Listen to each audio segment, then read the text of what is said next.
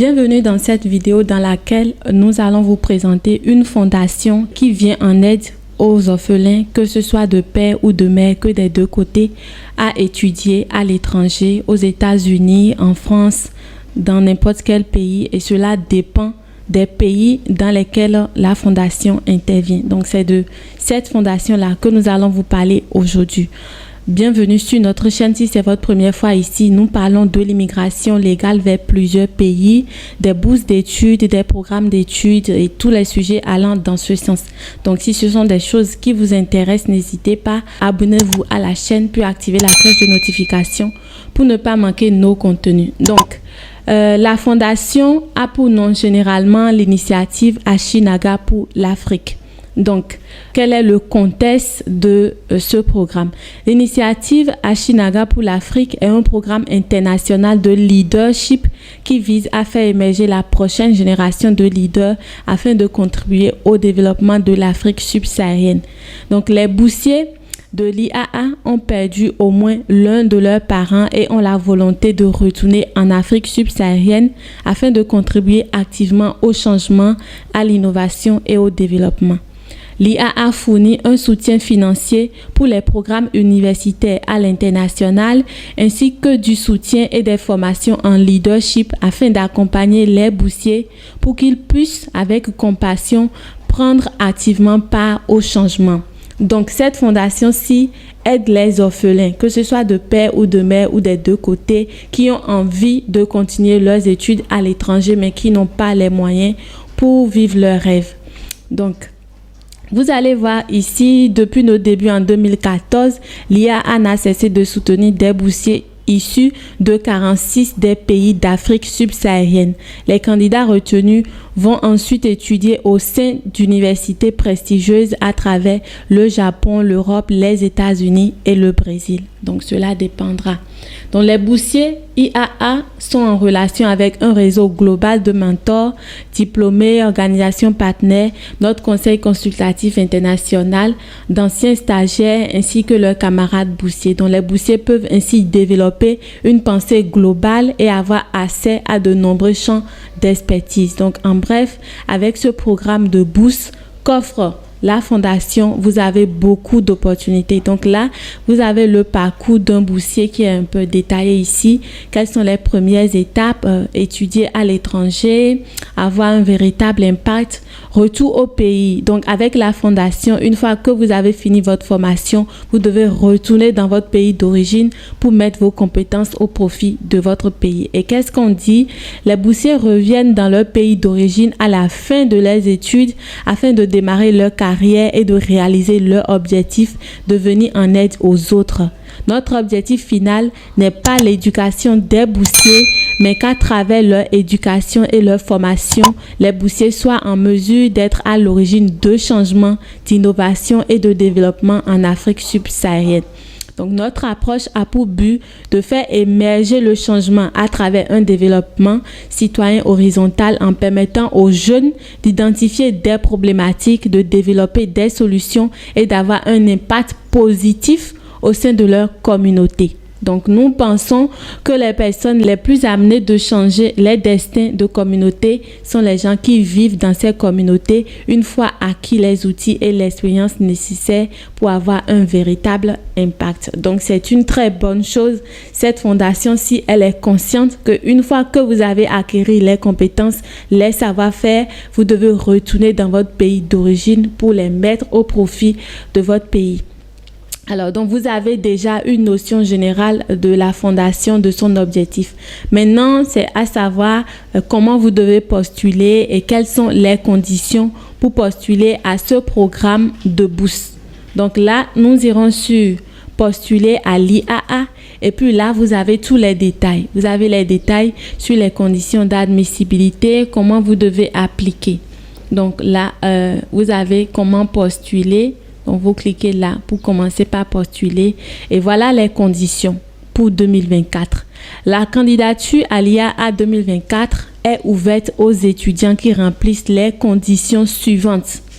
Première condition, ont perdu leur père, leur mère ou les deux. Ont terminé leur cycle secondaire et ont obtenu leur baccalauréat. Donc, les baccalauréats techniques, technologiques et professionnels ne sont pas acceptés. Après le 2 août 2001, en 2022, en 2023, ou l'obtiendront avant le 9 février 2024. Donc, il s'agit du baccalauréat. Là, vous avez des thèmes terre à terre, compréhensibles, du tout pas coincés. Donc, vous comprenez déjà, vous devez avoir le bac,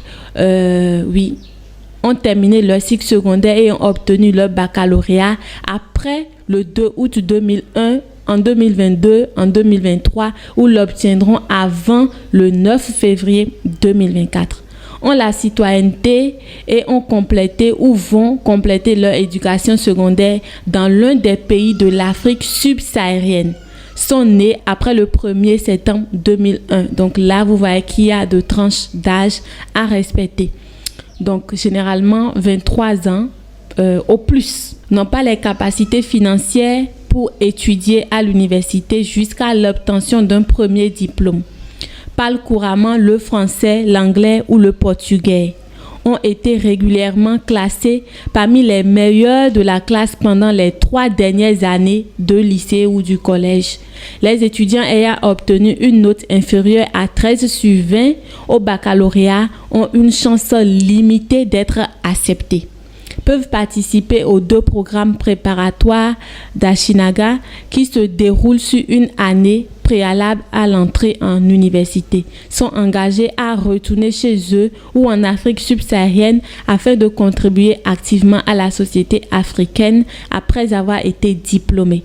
N'ont pas de personnes à leur charge qui viendraient interférer avec la poursuite de leurs études. Donc, pas d'enfants, pas mariés ou autres. Voilà, généralement, vous comprenez déjà, sont en bonne santé et capables d'étudier à l'international. Donc, si vous remplissez toutes ces conditions-ci, vous pouvez postuler à ce programme de bourse-là. Donc, documents requis.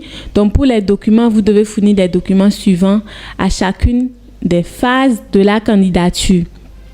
Donc, pour l'inscription, il vous faudra une photo ou la copie scannée d'au moins un des documents suivants: carte d'identité nationale, passeport ou extrait date de naissance, une photo ou copie scannée du dernier bulletin scolaire, des relevés de notes de votre dernière année au lycée, une photo ou la copie scannée de l'attestation de réussite au baccalauréat ou quelconque autre justificatif de la complétion des études secondaires. Donc, pour la candidature, il vous faudra une photo au format passeport, une copie de votre passeport ou carte d'identité, une copie de votre extrait date de naissance, la copie du certificat de décès ou de disparition du parent ou des parents que vous avez perdu, ou tout document officiel alternatif comportant le nom du défunt prouvant plutôt le décès ou le statut d'orphelin. Donc, ça, c'est très essentiel.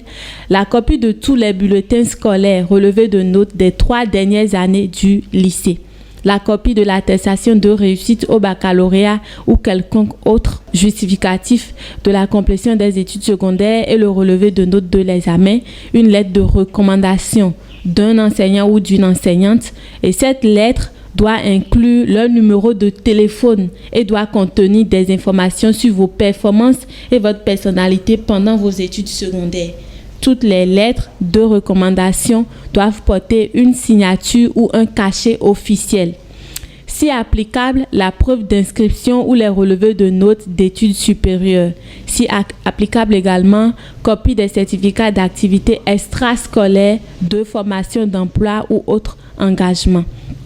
Donc, il est notifié que les candidats dont les résultats de fin d'études secondaires baccalauréat ne seront disponibles qu'en février 2024 doivent soumettre leurs résultats dès réception de l'attestation de réussite. Donc, voilà généralement les documents que vous devez fournir. Dans les pays qui sont éligibles, vous avez tous les pays qui sont cités ici. C'est l'Afrique subsaharienne généralement. Donc, vous avez les pays là. À vous de voir si votre pays en fait partie. Et pour la processus de sélection en 2024, vous avez la processus de sélection qui est là. Donc, comment vous devez postuler maintenant à ce programme? Donc, vous pouvez postuler via 3 moyens, soit en ligne, soit par courriel ou soit par voie postale. Donc, c'est à vous de choisir le moyen qui vous facilite la tâche.